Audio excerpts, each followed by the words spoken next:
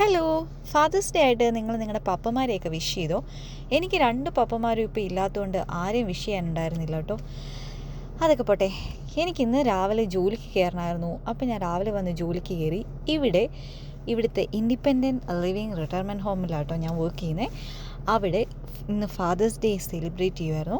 അപ്പോൾ എൻ്റെ ഫസ്റ്റ് ജോലി എന്നൊക്കെ പറഞ്ഞു കഴിഞ്ഞാൽ രാവിലെ വരിക, വന്നിട്ട് ഈ ബോർഡൊക്കെ ക്ലിയർ ഔട്ട് ചെയ്ത് അന്നന്ന് നടക്കുന്ന കാര്യങ്ങൾ എന്തൊക്കെയാണെന്ന് എഴുതുക. അതൊക്കെ കഴിഞ്ഞ് നേരെ പോയത് പേറോൾ ചെയ്യാൻ വേണ്ടിയിട്ടാട്ടോ.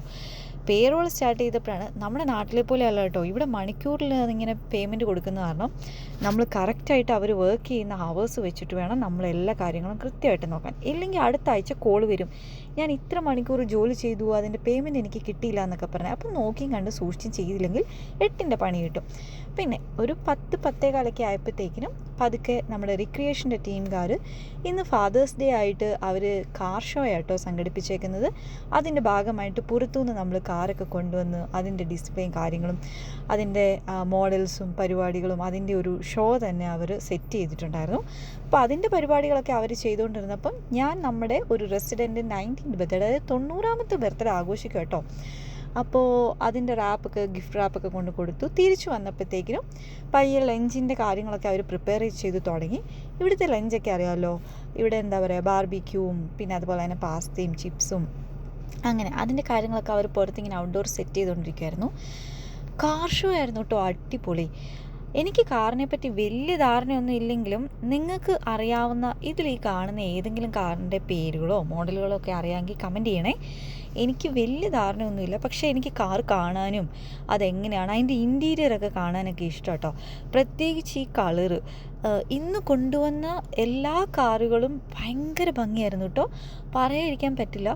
അത്രമാത്രം അവർ നല്ല നീറ്റ് ആൻഡ് ക്ലീനായിട്ട് എന്താ പറയുക പ്രസൻറ്റ് ചെയ്തിട്ടുണ്ടായിരുന്നു. അവരുടെ ആ കാറിന് നമുക്ക് കാണുമ്പോൾ തന്നെ അറിയാം.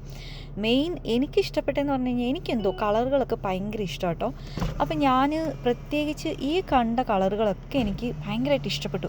എനിക്ക് ഇതിനകത്ത് ഏറ്റവും കൂടുതൽ ഇഷ്ടപ്പെട്ട ഒരു ഫ്ലൂറസൻ്റ്, ഒരു എന്താ പറയുക, ഒരു ബ്ലൂ ഷെയ്ഡെന്ന് പറയാൻ, ബ്ലൂ അല്ല, ഒരു വയലറ്റ് കളർ ഒരു കാറുണ്ടായിരുന്നു കേട്ടോ.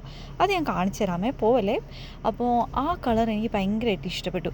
അതുപോലെ തന്നെ ഈ പല കാറുകളുടെയും ഉൾഭാഗം ഇൻറ്റീരിയർ കാണാൻ എൻ്റെ പൊന്നെ, ഇപ്പോഴത്തെ കാറുകളൊന്നും ഇതിൻ്റെ 7 അയലക്കത്ത് വരില്ല എന്ന് എനിക്ക് തോന്നി കേട്ടോ കണ്ടപ്പോൾ.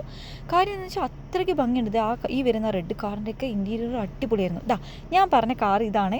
ഈ കളർ അറിയാവുന്നവരൊന്ന് കമൻറ്റ് ചെയ്യണം കേട്ടോ.